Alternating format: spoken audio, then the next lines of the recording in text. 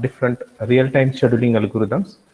And also we have seen what is interrupt latency and how to avoid the interrupt latency, or how to handle the interrupt latency by making it short. Okay. If you make your ISR short, and also if you disable your interrupt for a short period of time, that is also one of the way to handle the interrupts. So last time we have seen a few scheduling algorithms.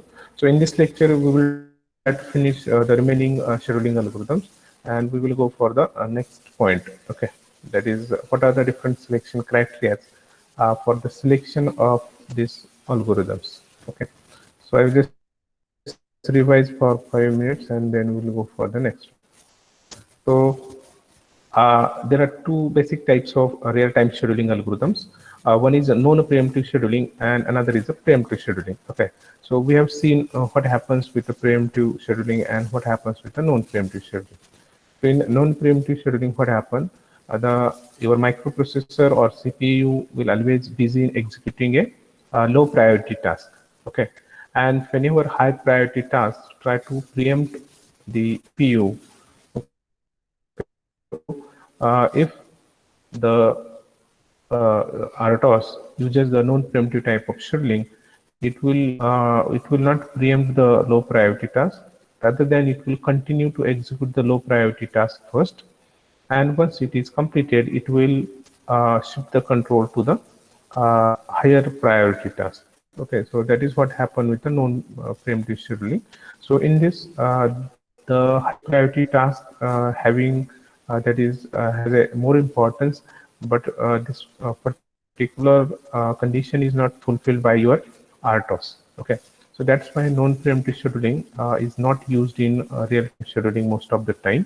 Okay, if your application is time critical, that time preemptive type of scheduling is used. Now what happened with the preemptive scheduling, that is your RTOS is busy in executing a low priority task, and if high priority task is raised a request to the CPU, so CPU will check that the highest priority task having the highest priority compared to the low priority task, so it will shift its control from low priority task to the high priority task. Then it will complete the high priority task first, and then it will resume the execution of your low priority task. Okay, so that is what the advantage of using the preemptive type of scheduling, and the preemptive type of schedulers are widely used in RTOS because of this reason. Now there are two that is the scheduling algorithms are categorized into types, that is non-preemptive scheduling and preemptive scheduling. Out of this, the first we have seen, that is first come first serve, or also called as first in first out. Second, we have seen last in first out, or last come first serve, or last in first out. That's very simple. Then we have seen the shortage of first scheduling algorithms. I think round robin we have not seen, and the priority based scheduling. Okay, so in this lecture we will try to finish this remaining scheduling algorithm also.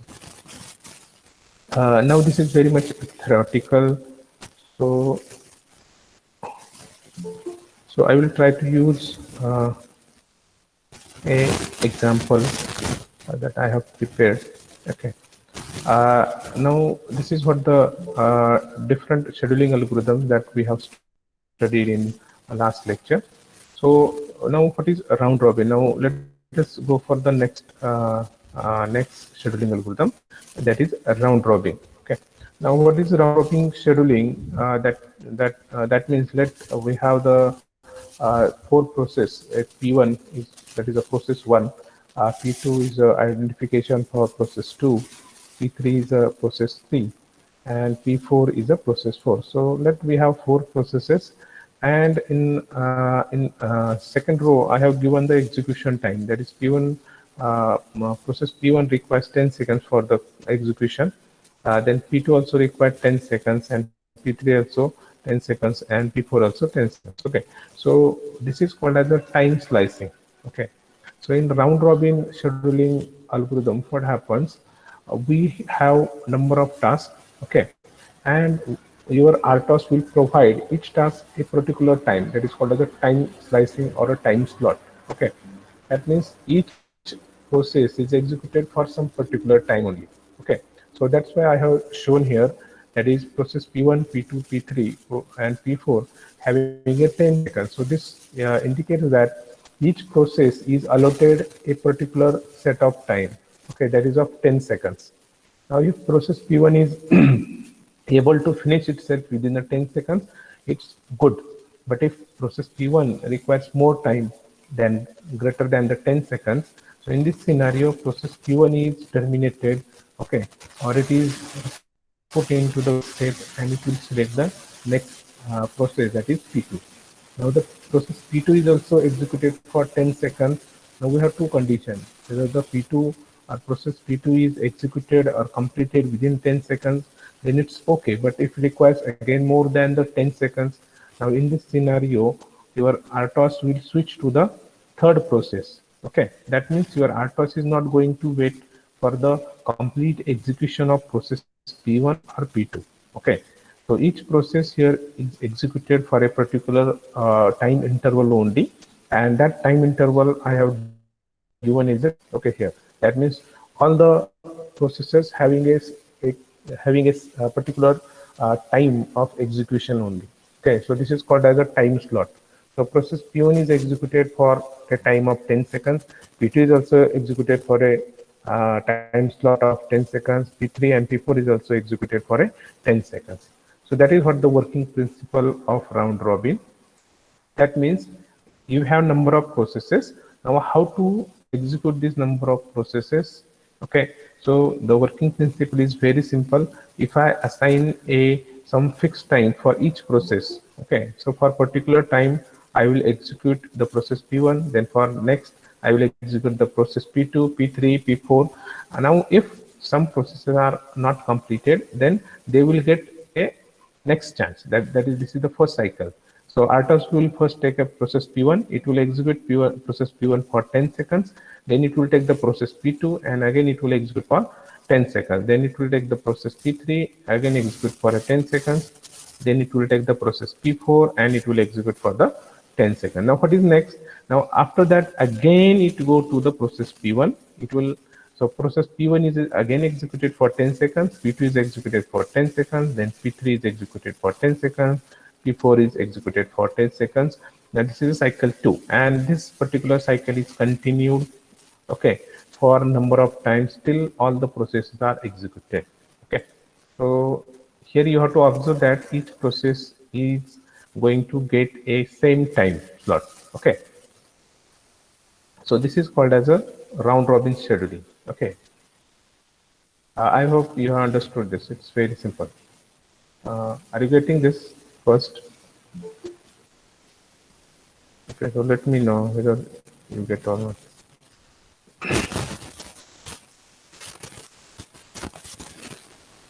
Are you getting this first round robin method? Okay, just give me some confirmation, yes, no, or whether I have to repeat.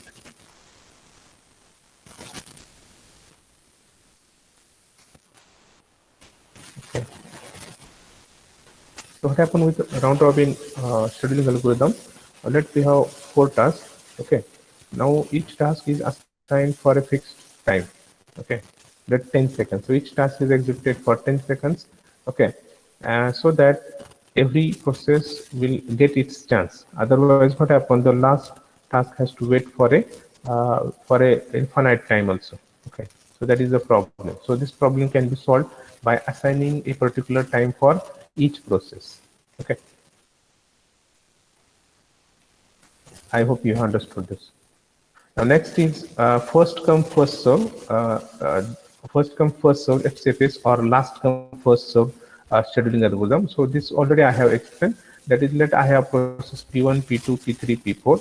Okay, and your CPU or RTOS will execute all these processes depending upon which process will come the first. Okay, so if P1 process comes first, so RTOS will take the process P1 and it will execute it. Okay, and for this it requires 10 seconds. Okay, just see, if process P1 requires 10 seconds, so for 10 seconds your process P1 is only executed.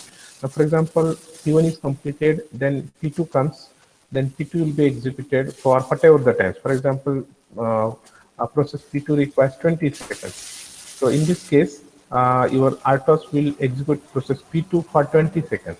Okay, then P3, then P4. Okay, so the sequence in which your processes comes.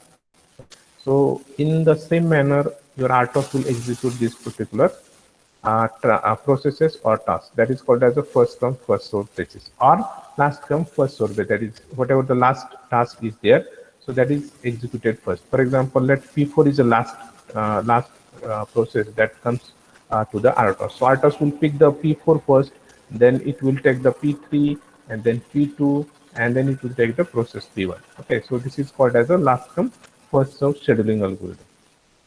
Okay. Now here you have to observe that in first come first serve, that is FCFS or LCFS, each process requires different time. Okay, that means each process having different time of execution. However, if you see in a round robin scheduling algorithm, each task is assigned for a particular time only. Okay, no one task has assigned the full control of the CPU. Rather than the control of your CPU is given to each task for some particular time only, for 10 seconds only. So that is the very much difference between the round robin scheduling and the first come first serve. Then we have seen third scheduling algorithm, that is called as a shortage job first. Okay.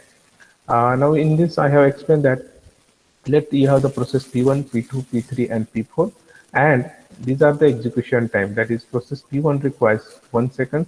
Let the process P2 requires 5 seconds for execution. Let the process P3 requires 10 seconds, and let the process P4 requires 20 seconds. Okay. So what is the working principle of first scheduling algorithm? Is very simple. That is, it your RTOS will estimate the execution time of all the processes.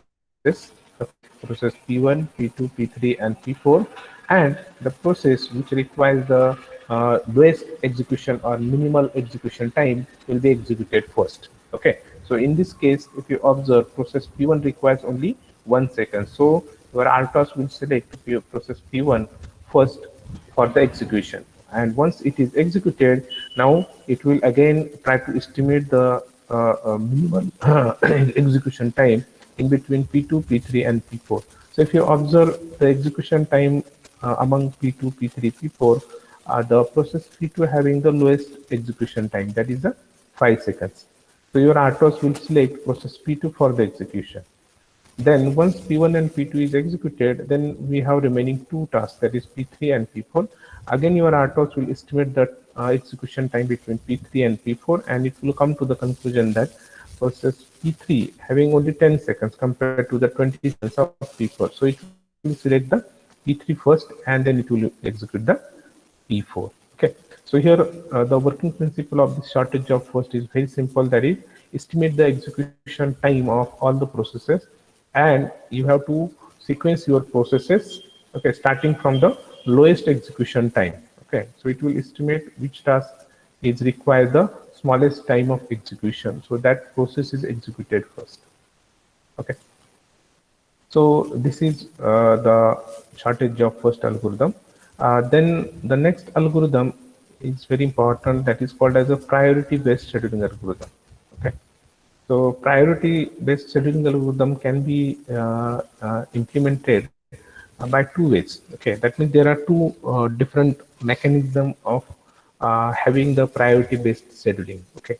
So the first mechanism is based upon the shortest job first. That means you have to find out the task which requires the smallest execution time. Okay. For example, here rather than 10 seconds, just a minute.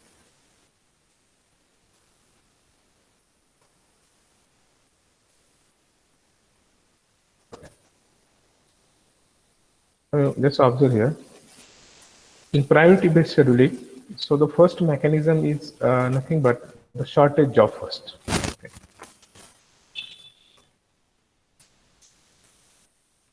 Shortest job, shortest job first mechanism.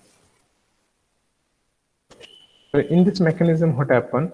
Uh, your RTOS will first select the process, okay, which having a minimum execution time. Okay, so it will sort out the processes according to its execution time. For example, P1 requires 1 second, P2 requires 5 seconds, P3 requires 10 seconds, P4 requires 20 seconds. So the task P1 requires the smallest execution time, so that task will be executed first. Okay, so this is the first mechanism of priority-based scheduling algorithm. That means you can put the priority of your processes depending upon the execution time of your processes.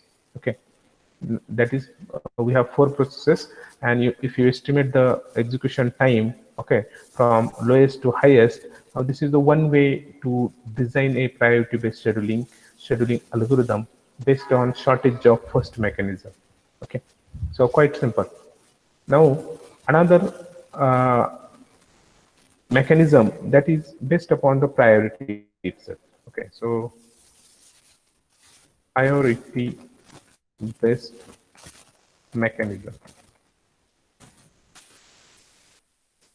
In this, what happen? You have to assign the priority. Okay, so for example, if we have to achieve something, we have to prioritize our work. Okay, for example, today, right now, what is your priority? That is, you have to attend the first lecture, then second lecture, third lecture, fourth lecture. Okay, so you have the priority of this online lectures. Also, you have some personal work also. Okay, so or for example, submitting the assignments or your experiment. Now, so you put the priority of all these works. Okay, and the work which has the highest priority, you are going to execute first.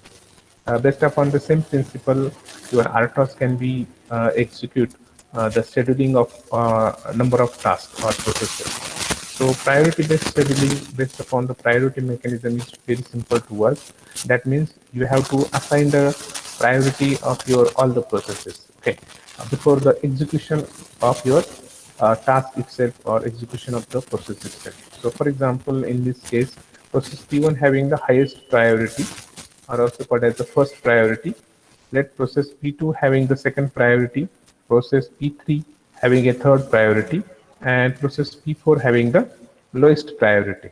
Okay, so once you have assigned the priority before the execution of your RTOS program itself, okay, that means each process having its own priority.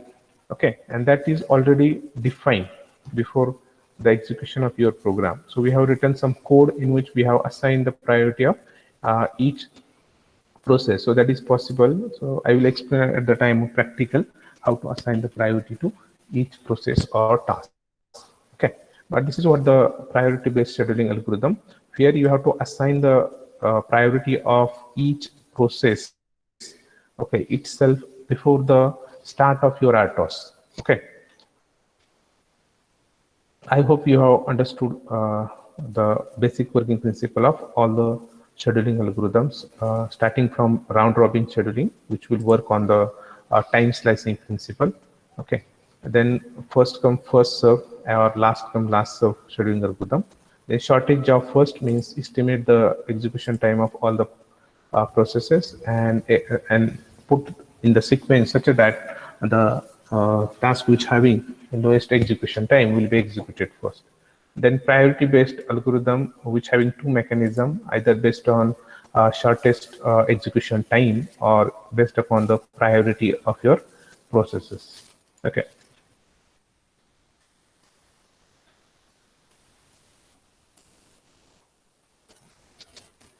Okay. So I hope you have understood this. Okay, just give me some confirmation uh, if you are getting these things so that we can move to the next point. Okay, so yes, Samiksha Deshmukh Patkore has given. What about other people? We have other 25 people are there. Some of the people have joined lectures, okay, from many days. Okay, if it is okay, I will go to the next point. Okay. Okay, thank you. Very good.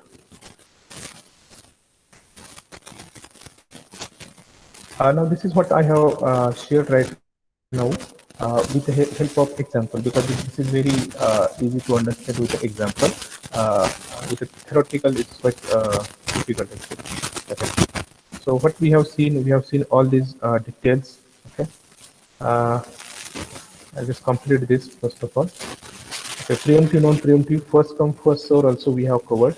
Okay. Then what are the advantages and disadvantages, that also we have discussed of each scheduling algorithm. Shortage of first, we have seen. Okay. Now we have seen the priority based, just right now we have seen the priority based scheduling algorithm. So priority based, just there are two types again: priority based non-preemptive scheduling algorithm. Okay, and you have the priority based preemptive type of scheduling algorithm. So what happened with the priority based non-preemptive scheduling algorithm will ensure that a process with a high priority is serviced at the earliest compared to the lowest priority process in the ready queue. Okay. So always remember what is non-preemptive and preemptive scheduling. So that will help you to understand the RTOS or any other scheduling algorithm. Okay. Now, another statement is given here, that is the priority of task or process can be indicated through various mechanisms. So just right now I have explained that there are two mechanisms. So the first mechanism would be this one, that is the shortage job first algorithm can be viewed as a priority based scheduling where each task is prioritized in the order of the time required to complete the task. Okay, that means you have to estimate the execution time of all the processes. Okay, and the process which having the first execution time will be selected as a first or will be assigned as a highest priority. Are you getting? Okay, the task which requires the smallest execution time will have the highest priority, and the task which requires the maximum time for the execution, you have to assign the lowest priority to that particular task. So this is the one way of using a mechanism for priority based. Now in preemptive scheduling, we have seen, okay, some of the things about the preemptive scheduling also we have discussed. You can go through this slide. Okay, so what happened with preemptive scheduling, that is just discussed in this slide. Okay. Then there are two types of shortage job first. I have explained that. That is a preemptive type of shortage job first scheduling algorithm and non-preemptive type of shortage job scheduling algorithm. Okay. So the working principle of this scheduling algorithm again remains same. Once you understood the non-preemptive scheduling and the preemptive scheduling, you can understand the non-preemptive SJF and the preemptive SJF also. Okay, so what happened with the non-preemptive SJF scheduling algorithm? So the non-preemptive SJF scheduling algorithm sorts the ready queue only after completing the execution of the current process or when the process enters wait state. Okay, non-preemptive means whatever the task that is in execution, the same task is continued or executed by your RTOS. Okay, even though there is a highest priority task that is waiting in a ready queue, but your system will execute the low priority task because you are using non-preemptive type of scheduler. Okay, so that is what happened with the non-preemptive type of shortage job first. Now, what happened with the preemptive type of shortage job first scheduling algorithm? That, for example, lowest priority task is in a running state, and that time if high priority task comes into the ready to run state, so this time your RTOS, which uses the preemptive type of scheduling, which means that you have to preempt the lowest priority task and you have to execute the highest priority task. So the same thing is done in the SJF also.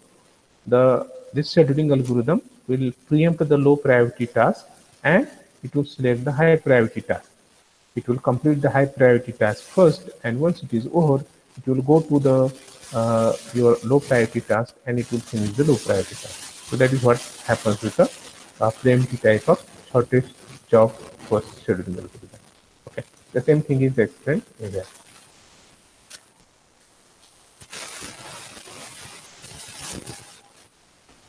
Now the next scheduling algorithm that we have discussed is the round robin scheduling. So what happened with the round robin scheduling, that I have just explained that here you have number of processes. So each process in the ready queue is executed for a predefined time slot only. Okay. something like each person have given the same time. For example, each person has given a 1 hour. Likewise, each process will be given a particular fixed or predefined time slot for its execution. Okay. Next is the execution starts with picking the first process in the ready queue, and it is executed for a predefined time elapses or the process completes before the predefined slot. Okay, so there are two possibilities. That is, if you assign the 10 seconds, so it may happen that process P1 will be executed in a 10 seconds itself or before the 10 seconds also. Okay, so that is what called as a before the predefined slots or predefined time slot, your process may complete. Or it may happen that your process may require more than the predefined time slot. Okay, but anyhow, if it is completed, it's okay. If that task or process is not completed, the next process in the ready queue is selected. If the process is completed, if that process is not completed, the same uncompleted task is again moved back to the ready to run state. Okay, so this is repeated for all the process in the ready queue. Okay, still all the processes are completed. The same process is repeated in the round robin scheduling algorithm. Now this is what the flow for the round robin scheduling, that is RTOS will select a process P1 for 10 seconds, then process P2 for 10 seconds, then process P3 for 10 seconds, process P4 for 10 seconds, and process P5 for 10 seconds. Okay, and again it will take a process P1 for 10 seconds. Okay, then P2 for 10 seconds, P3, P4, P5, and the same loop is repeated for infinite time. Okay, that is called as a round robin scheduling. So round robin scheduling is very easy, and that will provide the access to the CPU. Okay, that means all the processes have the access or the service from the CPU. So that is what the advantage. Okay, and we have seen what is preemptive scheduling. Also, we have seen this point, that is different commercial RTOS available like VxWorks, QNX, Nucleus, Android, okay, Symbian. So these are the different commercial RTOS available in the market. Okay. So in this way, we have completed the topic, that is the different real-time scheduling algorithm. Okay. If you have any problem or any query with any scheduling algorithm, okay, so let me know.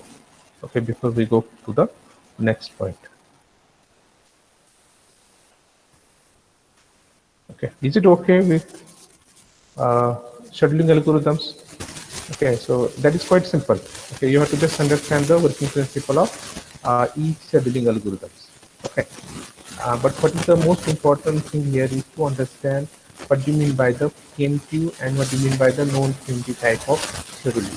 Okay, so these are the main topics. Once you understood those two topics, okay, all other algorithms are quite simple to understand. Okay.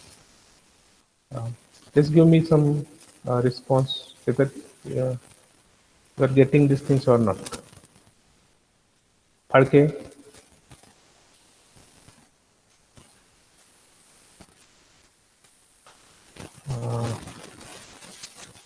Just give me the confirmation whether you are okay with the scheduling algorithm. Onkar is there. Abhishek.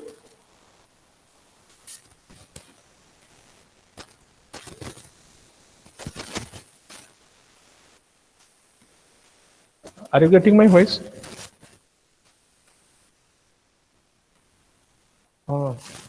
Please, in between, give me the response so that I will know that everybody getting the voice. Okay. Okay. No problem. So I think you are okay with this. Then we go to the next topic. Okay. Again, that is related to your scheduling algorithm. Now we have a number of scheduling algorithms. Okay. That is, we have preemptive type of scheduling algorithm, non-preemptive type of scheduling algorithm.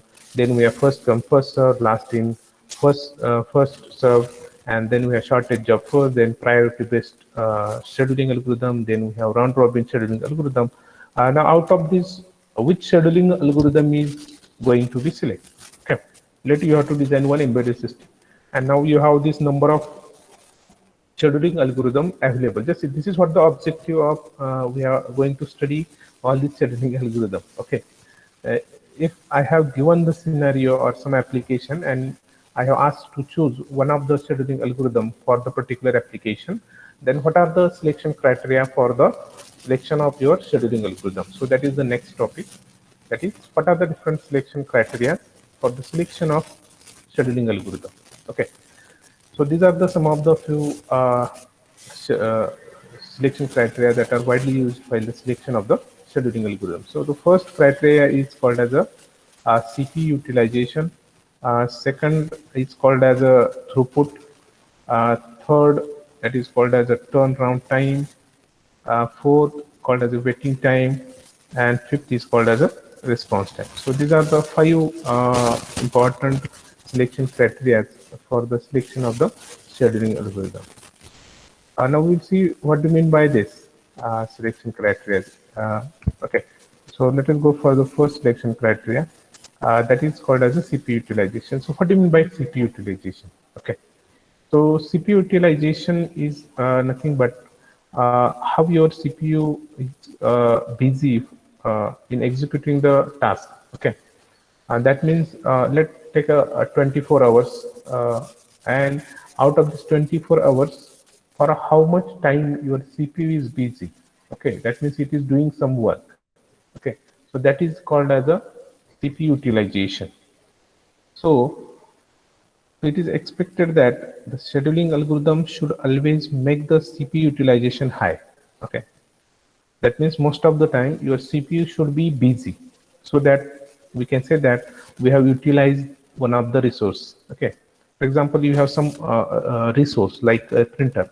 Okay, and if that printer is not used completely by the students, then that is not called as a proper or 100% utilization of the printer. Okay, for a particular let 1 month or one semester, if that particular printer is not used to its full potential, okay, then that is called as underutilization of the that particular resource or the printer.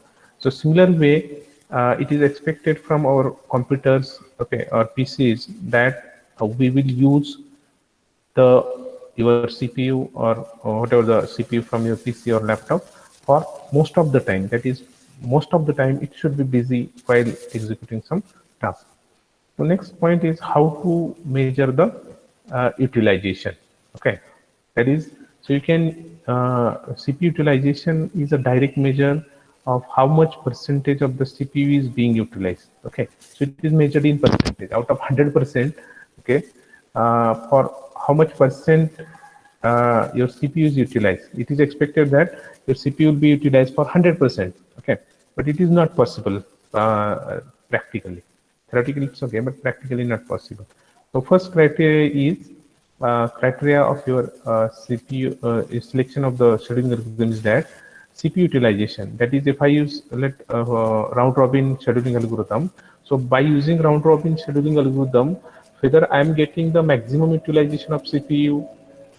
Okay, so if I get maximum utilization, you can use the round robin scheduling. But if I use priority based scheduling, then whether it is possible to get a maximum utilization of CPU. So you have to find out that, okay, with the help of all the scheduling algorithm. If I use first, second, third, and fourth scheduling algorithm, so how much CPU utilization I will get. Okay, so the scheduling algorithm that will give you the maximum CPU utilization, you can select that particular scheduling algorithm. So this is called as a CPU utilization. Now the second selection criteria, that is called as a throughput. Okay. Now throughput is again very simple. We have seen this concept in the unit number 1 also. So throughput is nothing but the number of tasks or the processes that are executed by your system per unit time. Okay. For example, we have taken the example of camera. Okay. So we have a camera, and your camera can take at least 10 pictures, okay, within 1 second. So that is the throughput of your camera is 10. So likewise, you have the CPU.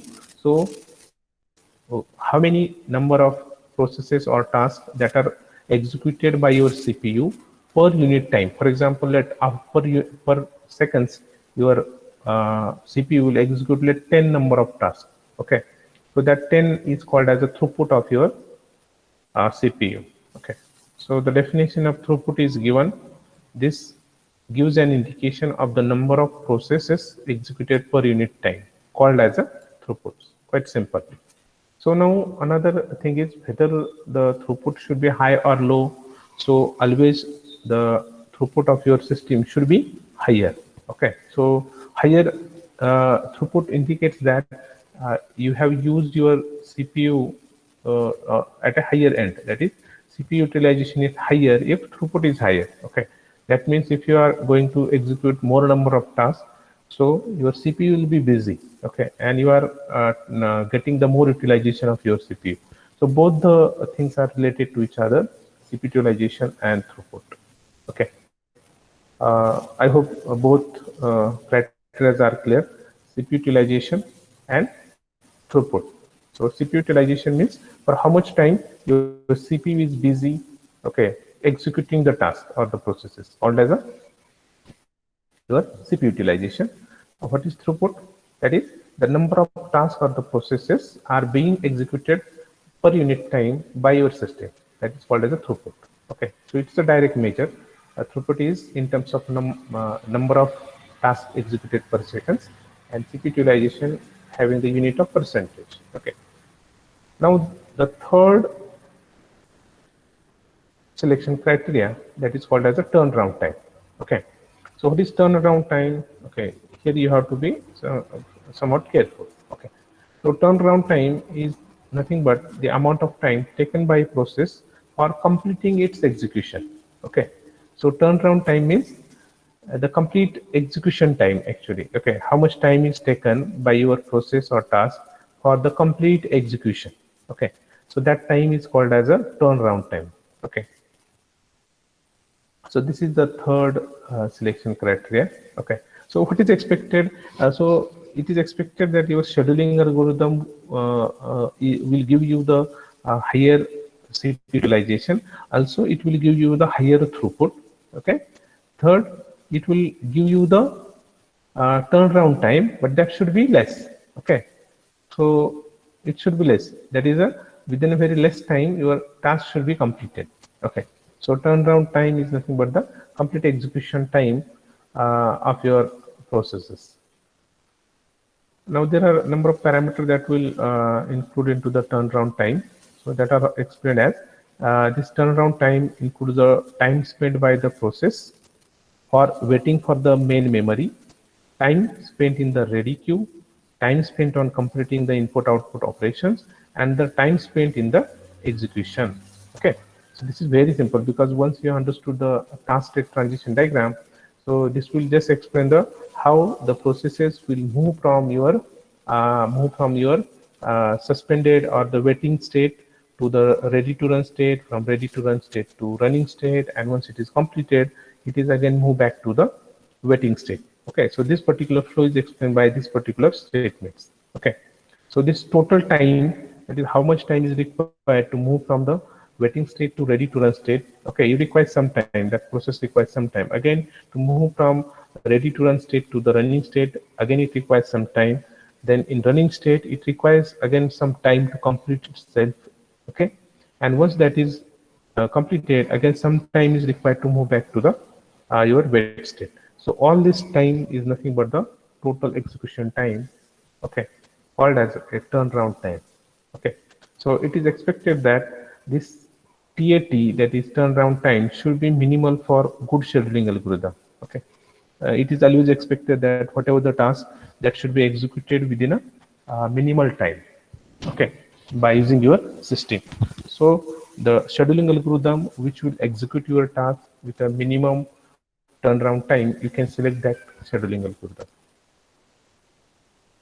I think this is clear. Is it okay? Selection criteria. Okay, we have seen the first selection criteria: CPU utilization, Second, what is the second one? Throughput. Third is turnaround time. Okay.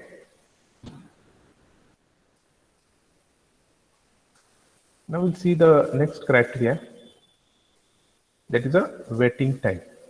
Now what is waiting time? Already you know that.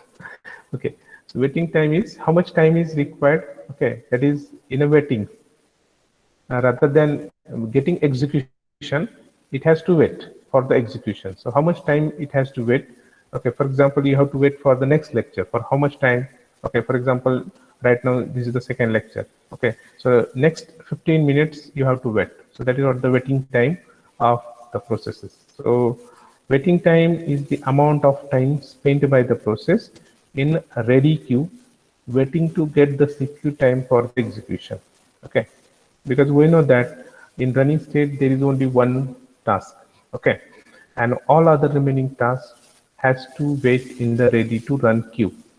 Okay, so for each task how much time it has to wait in the ready to run queue is nothing but the waiting time. Okay, so again, what should be the value of this waiting time, whether it should be high or low? So always the waiting time should be minimal for a good scheduling algorithm.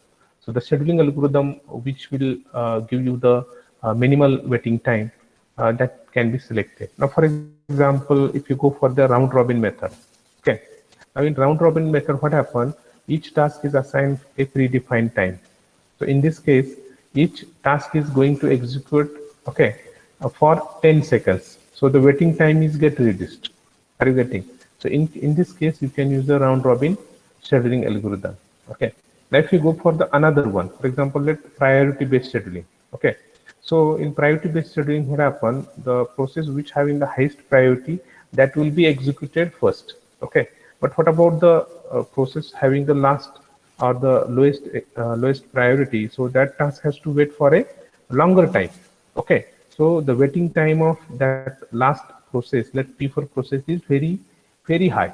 Okay, so if you have such a applications here, waiting time should be small, so do not use the priority based algorithms. Okay, you can use a round robin method. Okay, and the last selection criteria, that is called as the response time. Also, again, you know the response time. What is the response time? That is, if I ask some question, how much time is required to react to my questions? Okay, in terms of teacher and student. In terms of system, that is, it is time elapsed between the submission of a process and the first response. Okay, that means you have four processes, and now process one want to execute, so it will request to the CPU, so please give the service to me. Okay, so response time means how much time is taken by the your CPU to give the first response to your process. So that is called as a response time. Okay, so everybody having some response, somebody having a longer responses, okay, or some process having a quick responses. So depending upon the scheduling algorithm we are going to use. Okay, so it is expected again for a good scheduling algorithm, the response time should be as small as possible. Okay, most of the time these values should be less so that you can give the fast response, okay, to your interrupt or to your processes, and you can fulfill the real-time constraints like a deadline. Okay, that you have to respond within a given time only. So in a very much short, we can explain the performance metrics for your CPU scheduling. Okay. So first performance metric or selection criteria we have seen, that is CPU utilization. So CPU utilization is nothing but the percentage of the time that CPU is busy. Okay. So if you have any problem with longer statements, you can remember this. Okay. So CPU utilization is nothing but the percentage of time that CPU is busy. First selection criteria or the performance metric. Second criteria is called as the throughput, which is nothing but the number of processes completed or executed per unit time. Okay. And third performance metric, that is called as a turnaround time. So that turnaround time is nothing but the Actually, it's a complete execution time of your process, or called as the interval from the time of submission of a process to the time of completion of the process. Okay, that means once you submit the process, okay, the instant you submit the process and the instant that process is finished. So the time between these two slots is nothing but the turnaround time. What is waiting time? Waiting time, we have seen that the sum of the period spent waiting in the ready queue. Okay, that means the process is waiting for the CPU. Okay, because that CPU is not right now empty or free. It is already used by some processes. So some processes are waiting for the CPU. So for how much time these processes are waiting into the ready queue is called as waiting time. And last performance metric or selection criteria that we have discussed, that is the response time. So response time is nothing but the time of submission to the time the first response is produced. Okay, so this is called as the response. So while selecting your any scheduling algorithm, you take care of these selection criteria. Okay.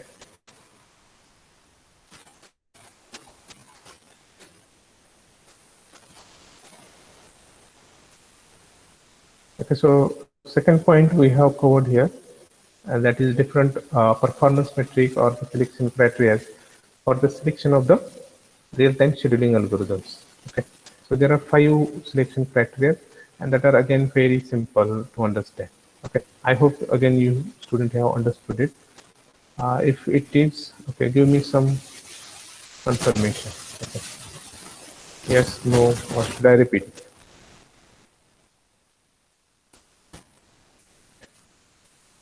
You understood? Yes, put into the chat box. Yes. If you're not understood, then also you should put as a no. Or if you want to repeat it, then also you should put something. Okay. Otherwise, I am not going to get the things from you, people.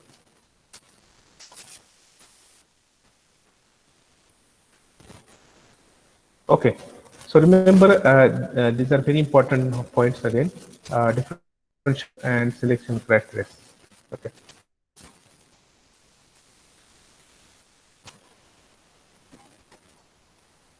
Okay, so we have some 10 minutes. I will discuss next point. Uh, RTOS versus general purpose operating system, that is already I have discussed. Okay, how your desktop operating system is different from the real-time operating system. So that is also a very important point. Okay. Now this is what the different components of your RTOS. Okay.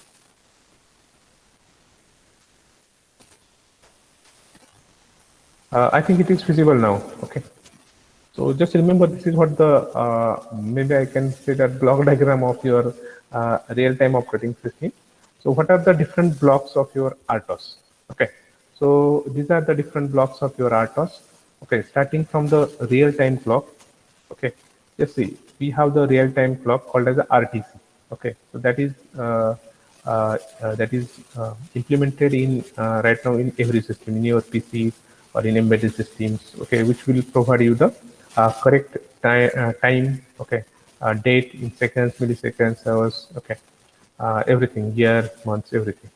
Then now just see, this is what very important topic, scheduling information. Okay, that is nothing but the your scheduling algorithms. Okay, that topic just we have studied. That is different scheduling algorithms we have seen. Then next component is called as a scheduler. So what is the use of scheduler?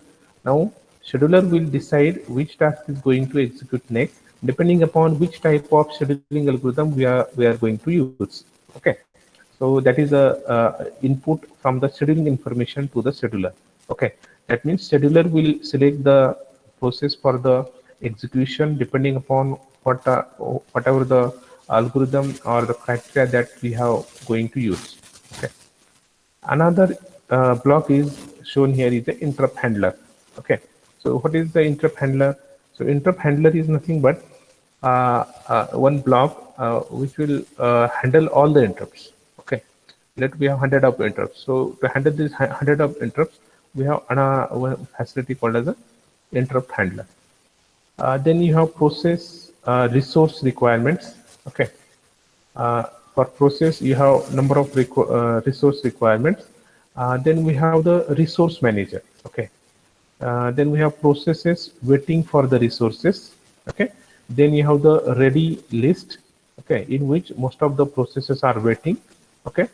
Then you have the dispatcher, whose function is to dispatch the processes. Okay. Then you have some executing processes here. Then you have the processor list. Okay. And also you have the available resource list. Okay. So what do you mean by resource? Resource is nothing but the input output. Okay. Or for example, a resource like you have the printers. Okay. Or PCs. Now these are the resources. Okay. So you have ready processes and also the released resources. So this particular part is nothing but the task state transition diagram. Okay. So this is what implemented by these different components. Okay. And there is a resource manager. Okay. That I have 100 of components or 100 of PCs. So how to manage all those PCs? Okay. So you require some manager. So likewise, if you have number of resources and number of tasks, so how to use those resources? So you should use some manager. Okay. So you have that component called as a resource manager.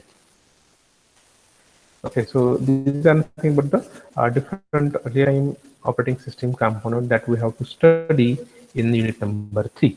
Okay, so this will complete our at least unit number 2. Okay.